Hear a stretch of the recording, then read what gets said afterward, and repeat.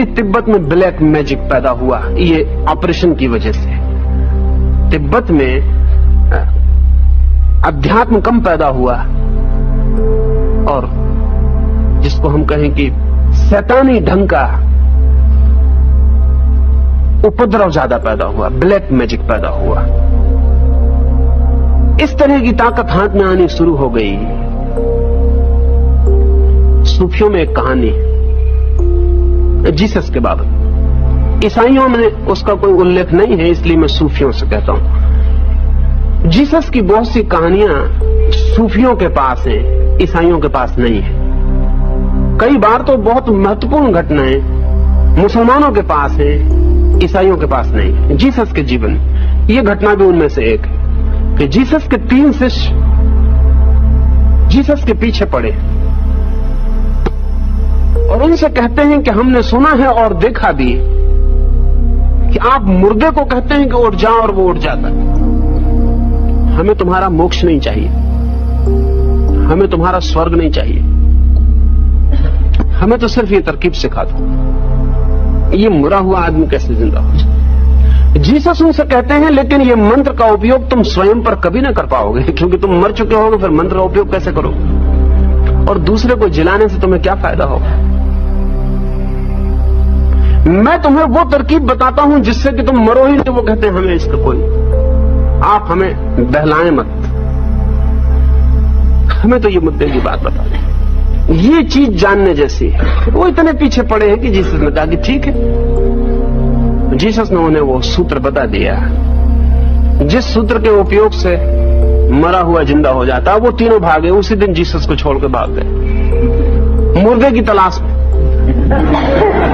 अब देर करनी उचित नहीं, मंत्र में कोई शब्द भूल जाए, कोई गड़बड़ हो जाए, इसका जल्दी प्रयोग करके दे। दुर्भाग्य, गांव में गए, कोई मुर्दा नहीं। दूसरे गांव की तरफ निकले तो बीच में अस्थि पंजर पड़ा हुआ मिल गया। तो उन्होंने कहा तो ठीक, मुर्दा भी नहीं मिला, चलो यही ठीक। मंत्र पढ़ा, जल्दी थी बहुत, वो शेर के अस्थि पंजर थे। शेर उठ कर खड़ा हो गया, वो उन तीनों को खा गया। सूफी कहते हैं कि यही होगा। वो जो कुतूहल और अनैतिक चित्त का कुतूहल खतरे में ले जाता है। बहुत बार बहुत से सूत्र जानकर भी छिपा लिए गए बार बार कि वो गलत आदमी के हाथ में ना पड़ जाए। सामान्य आदमी को भी खबर दी गई तो उसे इस ढंग से दिया गया कि जब वो योग हो जाए तभी उसे पता चल पाए। सोचेंगे आप तिलक के संबंध में मैं ये क्यों कह रहा हूं। हर बच्चे के माथे पर तिलक लगा दिया जबकि उसे कुछ पता नहीं है। कभी उसे पता होगा, कभी उसे पता चलेगा, तब वो इस तिलक के राज को समझ पाएगा। इशारा कर दिया गया है किसी जगह का, ठीक जगह पर निशान बना दिया गया है। कभी जब उसकी चेतना इतनी समर्थ होगी तब वो इस निशान का उपयोग कर पाएगा। कोई फिक्र नहीं, 100 आदमियों पर लगाया गया निशान और 99 के लिए काम नहीं पड़ा। कोई फिक्र नहीं, एक को भी काम पड़ जाए तो कम नहीं है। इस आशा में 100 पे लगा दिया गया है। कभी किसी क्षण में, कभी किसी क्षण में उसका स्मरण आ जाएगा तो पता चल जाएगा। तिलक के लिए इतना मूल्य, इतना सम्मान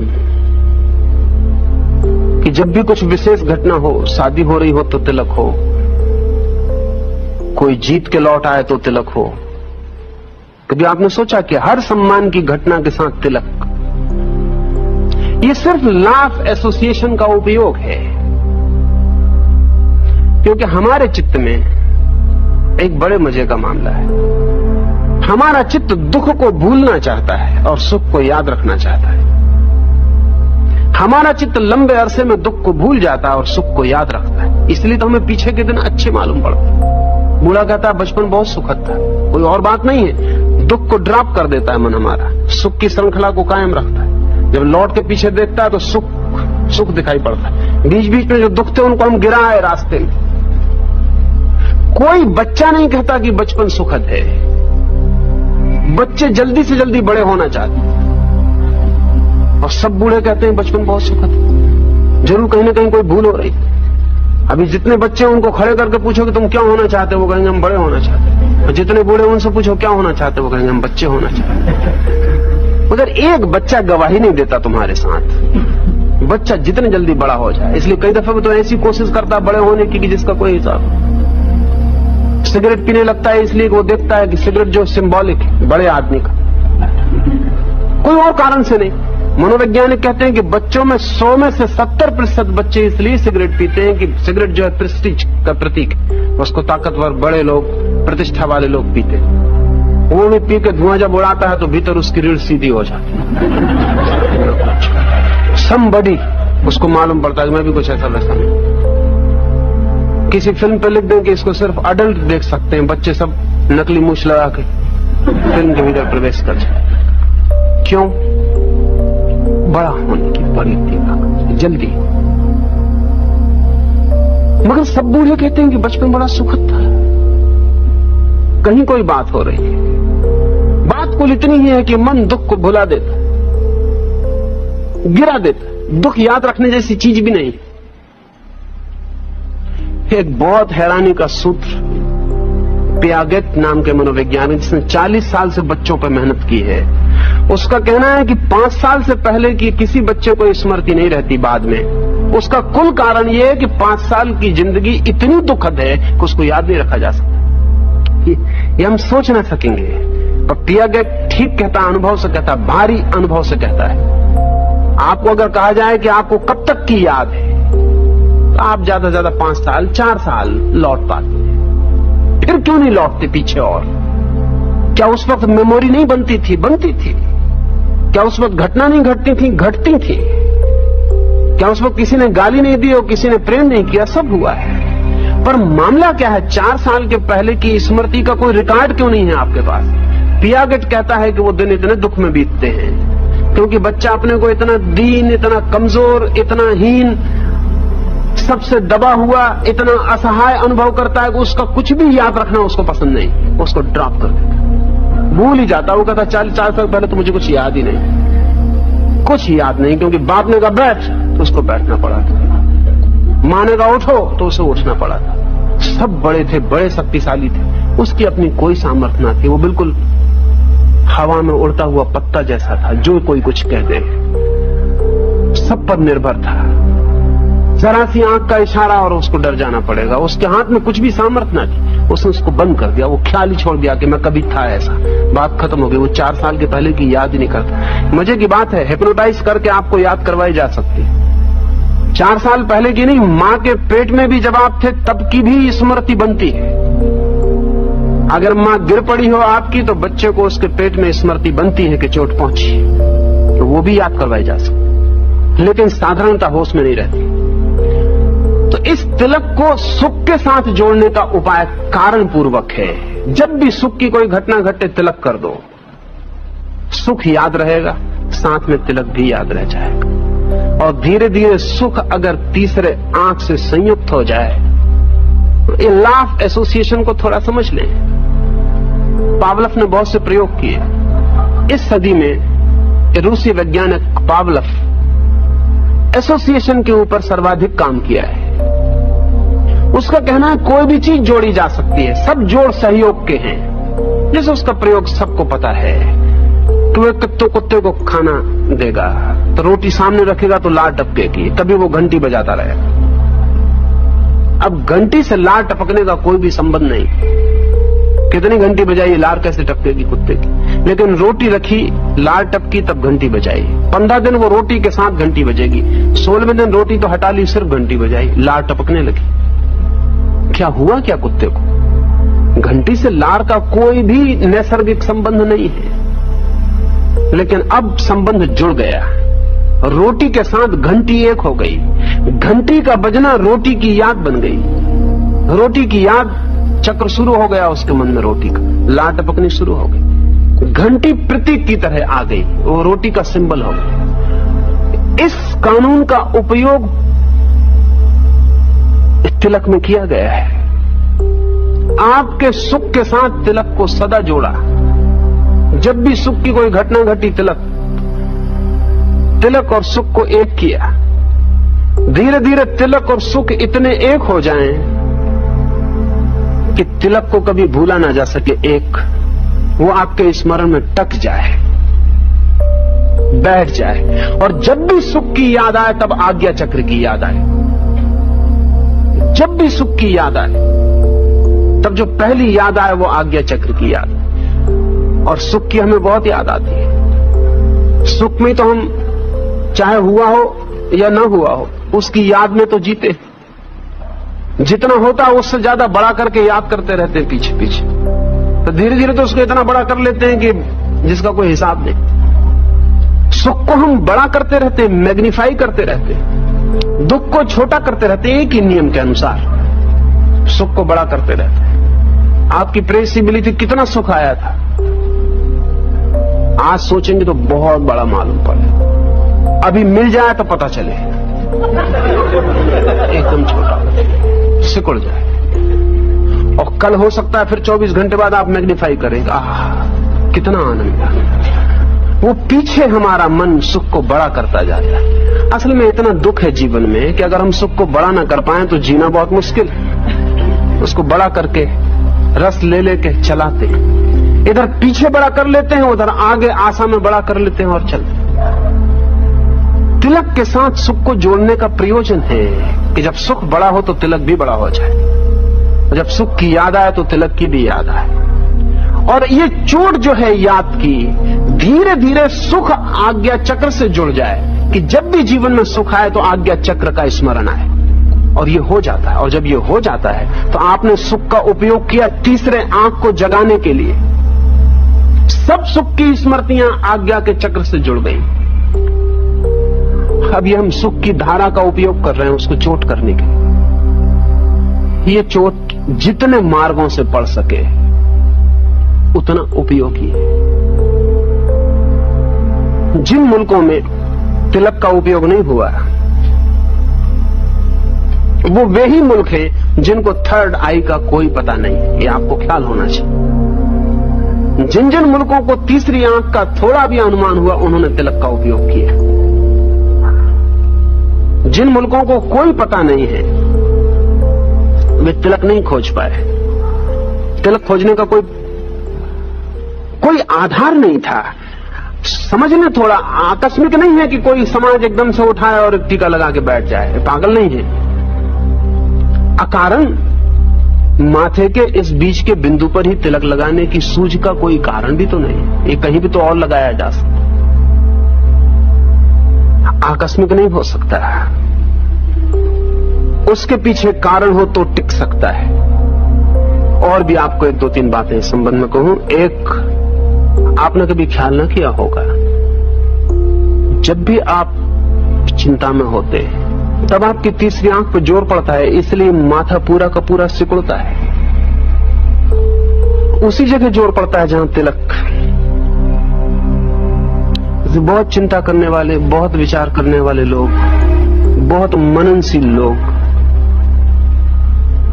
अनिवार्य रूप से माथे के बल डाल के उस जगह की खबर देते हैं। और जिन लोगों ने, जैसे मैंने पीछे कहा, जिन लोगों ने पिछले जन्मों में कुछ भी तीसरी आंख पर जोर किया है, उनके जन्म के साथ ही उनके माथे पर अगर आप हाथ फेराएं तो आपको तिलक की प्रतीति होगी। उतना हिस्सा थोड़ा सा धसा हुआ होगा, थोड़ा सा किंचित, ठीक तिलक जैसा धसा हुआ होगा। दोनों तरफ हिस्से थोड़े उभरे हुए होंगे, ठीक उस जगह पर जहां पिछले जन्मों में मेहनत की गई है वहां थोड़ा सा हिस्सा धसा हुआ होगा। और आप उंगली, अंगूठा लगा के भी, आंख बंद करके भी पहचान सकते हैं, वो जगह आपको अलग मालूम पड़ जाएगी। तिलक हो या टीका, टीका उसका ही विशेष उपयोग है तिलक का, लेकिन दोनों के पीछे तीसरी आंख छिपी हुई है। हिप्नोटिस्ट एक छोटा सा प्रयोग करते हैं। चारकाट फ्रांस में एक बहुत बड़ा मनस्विद हुआ जिसने इस बात पर बहुत काम किए। आप भी छोटा सा प्रयोग करेंगे तो आपको चारकाट की बात ख्याल में आ जाएगी। अगर आप किसी के सामने उसके माथे पर दोनों आंखें गड़ा के देखें तो वो आदमी आपको गड़ाने न देगा। अगर आप किसी के माथे पर दोनों आंखें गड़ा के देखें तो वो आदमी जितना क्रुद्ध होगा उतना किसी और चीज से नहीं हो सकता। इसलिए वो तो अशिष्ट व्यवहार है, वो तो आप कर नहीं पाएंगे। पर सामने से तो बहुत निकट है, वो सिर्फ 1.5 इंच के फासले पर है। अगर आप किसी के माथे पर पीछे से भी दृष्टि रखें तो भी आप हैरान हो जाएंगे। रास्ते पर आप चल रहे हो, कोई आदमी आपके आगे चल रहा है, आप ठीक जहां माथे पर ये बिंदु है तिलक का, ठीक इसके आर पार अगर हम एक छेद करें तो पीछे जहां से छेद निकलता हुआ मालूम पड़ेगा, अनुमान करके उस जगह दोनों आंखें गड़ा दें और आप कुछ ही सेकंड आंख गड़ा पाएंगे कि वो आदमी लौट के आपको देखेगा। सिर्फ होटल के बैरे भर नहीं देखेंगे, उन पर भर आप प्रयोग मत कर किसी होटल में बैठकर। उसका कारण सिर्फ वे लोग नहीं देखेंगे, जैसे मैंने होटल के बैरे का आपको कहा, वो जान के कहा था कि आपको ख्याल में आ जाए। होटल का बैरा भर आप कितना ही उसके पीछे माथे पर गड़ाए नहीं देखेगा, क्योंकि वो पूरे वक्त ग्राहकों से बचने की कोशिश में, वो जैसे ही उसको पता चल जाए कि कोई उसमें उत्सुक है, वो और ज्यादा दूसरी टेबलों के आसपास चक्कर मारने लगा। इसलिए वो भर आपको नहीं देखेगा, बाकी कोई भी देख लेगा। अगर आप ठीक से थोड़े दिन अभ्यास करें और उस आदमी को सुझाव दें तो सुझाव भी वो आदमी मानेगा। समझ लें कि आप एक आदमी के पीछे लौट के पीछे आप देखते हैं किसी आदमी के माथे पर गड़ा के आंख, पलक नहीं झपे, कुछ सेकंड बिना पलक झपे देखते ना, वो आदमी पीछे लौट के देखते। अगर वो आदमी लौट के देखता है तब आप उसको आज्ञा भी दे सकते हैं। फिर दोबारा उस आदमी को आप कहें बाएं घूम जाओ तो वो आदमी बाएं घूमेगा और बड़ी बेचैनी अनुभव करेगा, हो सकता है उसको दाएं जाना हो। या आप थोड़ा प्रयोग करके देखेंगे तो हैरान हो जाएंगे। मगर ये तो पीछे से, जहां से कि फासला बहुत ज्यादा है, सामने से तो बहुत हैरानी के परिणाम होते हैं, बहुत हैरानी के परिणाम होते हैं। जितने लोग भी हल्के किस्म का शक्तिपात करते रहते हैं वो आपके इसी चक्र के कारण, और कुछ कारण नहीं होता। कोई साधु, कोई सन्यासी अगर शक्तिपात के प्रयोग करते रहते हैं लोगों पर, तो वो ये कि आपको आंख बंद करके सामने बिठा लिया है, आप समझ रहे हैं वो कुछ कर रहे हैं, वो कुछ नहीं कर रहे हैं, वो सिर्फ आपके माथे के इस बिंदु पर दोनों आंखें गड़ा के बैठे, लेकिन आप तो आंख बंद किए बैठे। और इस बिंदु पर जो भी आपको सुझाव दिया जाए वो आपको भ्रांति प्रतीति फौरन हो जाएगी और कहा जाए कि भीतर प्रकाश ही प्रकाश, आपको भीतर प्रकाश ही प्रकाश हो जाए, बस इधर से आप गए कि वो विदा हो जाए। 2-4 दिन उसकी हल्की झलक रह सकती है, फिर समाप्त हो जाए। वो कोई शक्तिपात वगैरह नहीं है, वो सिर्फ आपके आज्ञा चक्र का थोड़ा सा उपयोग है। ये तृतीय नेत्र की अनूठी संपदा है और अपरसीम उपयोग है। उसके लिए सिर्फ सिंबॉलिक तिलक है। जब यहां दक्षिण में पहली दफा ईसाई फकीर आए तो कुछ ईसाई फकीरों ने तो आके तिलक लगाना शुरू कर दिया। आज से 1000 साल पहले वेटिकन की अदालत में मुकदमे की हालत आ गई, क्योंकि यहां जिन ईसाई फकीरों को भेजा था उन्होंने यहां के जनेऊ भी पहन लिया और तिलक भी लगाया और खड़ाऊ भी डाल ली और वो हिंदू सन्यासी की तरह रहने लगे। तो वेटिकन की अदालत तक मामला गया कि ये तो बात गलत है। तो जिन फकीरों ने ये किया था उन्होंने उत्तर दिए, उन्होंने कहा कि गलत नहीं, ये तिलक लगाने से हम हिंदू नहीं हो रहे, इस तिलक लगाने से तो हमें सिर्फ एक रहस्य का पता चला जिसका आपको पता नहीं था। इस खड़ाओं को पहनकर हम हिंदू नहीं हो रहे, ये तो हमें पहली दफे हिंदुओं की समझ का पता चला है कि ध्यान करते वक्त अगर लकड़ी पैर के नीचे हो तो बिना लकड़ी के जो काम महीनों में होगा वो लकड़ी के साथ दिनों में हो सकता है। हम हिंदू नहीं हो गए, लेकिन अगर हिंदू को जानते हैं तो हम ना समझ होंगे कि हम उसका उपयोग न करें। और निश्चित हिंदू को जानते हैं।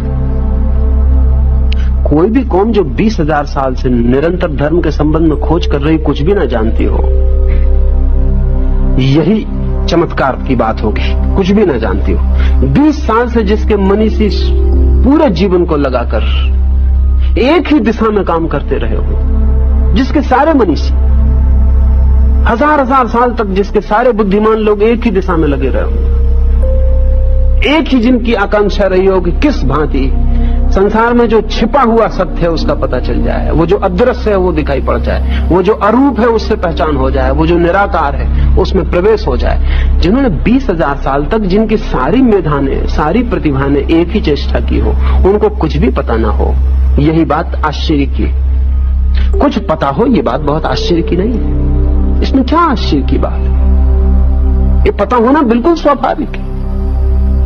लेकिन पिछले 200 साल में एक घटना घटी जिससे हमको परेशानी हुई है। पिछले 200 साल में एक घटना घटी और वो घटना हमारे ख्याल में ना आए तो वो परेशानी जारी रहेगी। इस देश के ऊपर सैकड़ों बार हमले हुए, लेकिन कोई हमलावर ठीक जगह पर हमला नहीं कर पाया। किसी ने धन लूट लिया, किसी ने जमीन पर कब्जा कर लिया, किसी ने मकान और महल ले लिए, लेकिन ठीक जो हमारा अंतःस्थल था उस पर कोई हमला नहीं कर पाया। उस पर किसी का ध्यान ही नहीं गया। पहली बार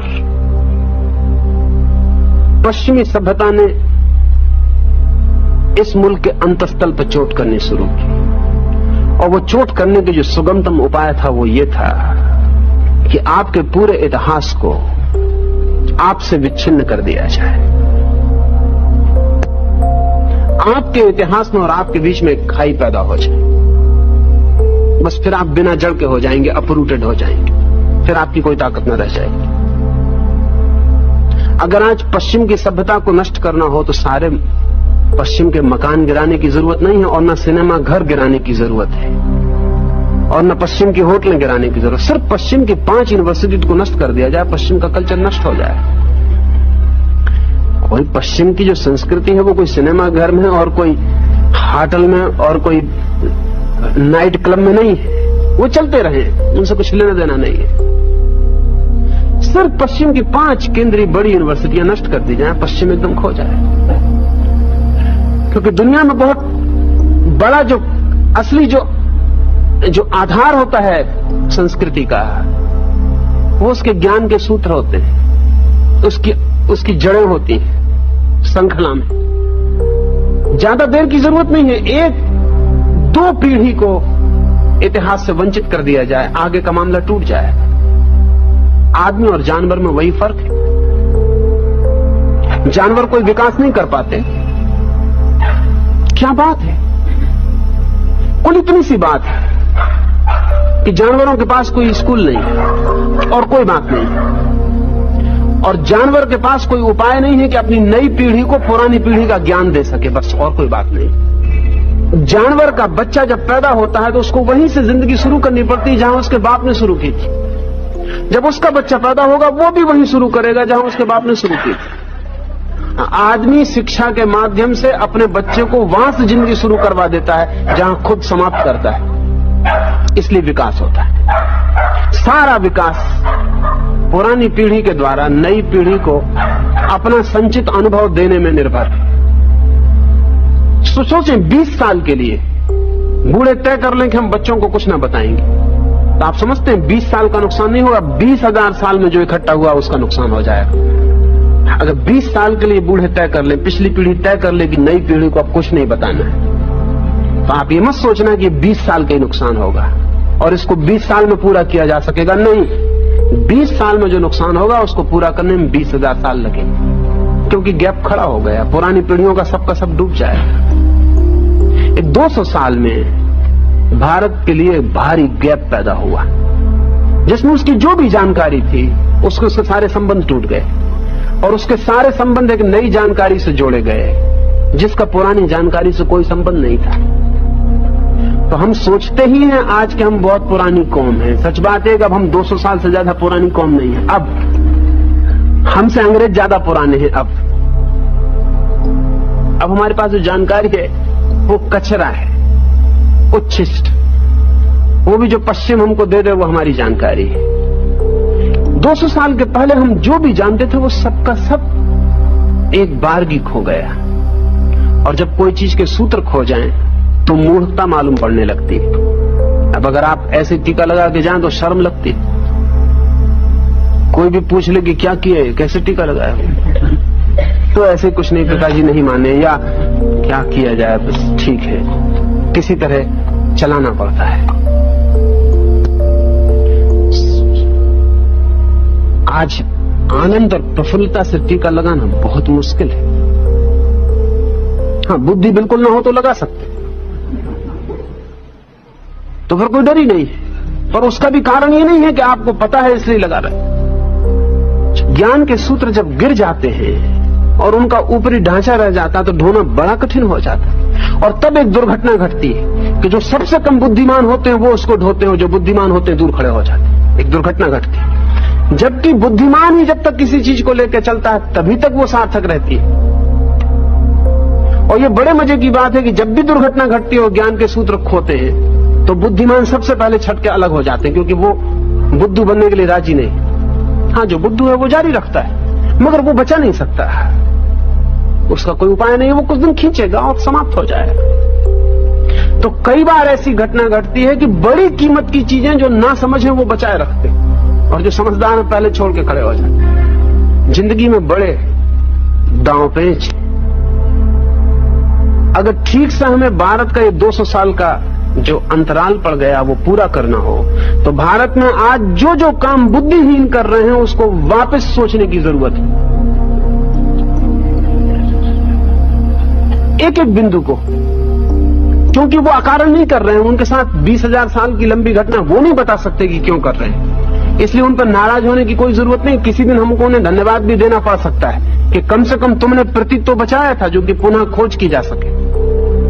तो आज भारत में जो बिल्कुल ग्रामीण और नासमझ, जिसको कुछ समझ नहीं है, कोई ज्ञान नहीं है, जिसको हम मूढ़ कह सकते हैं, वो जो जो कर रहा हो उसको फिर से उठाकर और 200 साल पहले के सूत्रों से जोड़ने की और 20,000 साल की समझ के साथ पुनरुज्जीवित करने की जरूरत है। और तब आप चकित हो जाएंगे, तब आप चकित हो जाएंगे, तब आप बिल्कुल हैरान हो जाएंगे कि हम किस बड़े आत्मघात में लगे।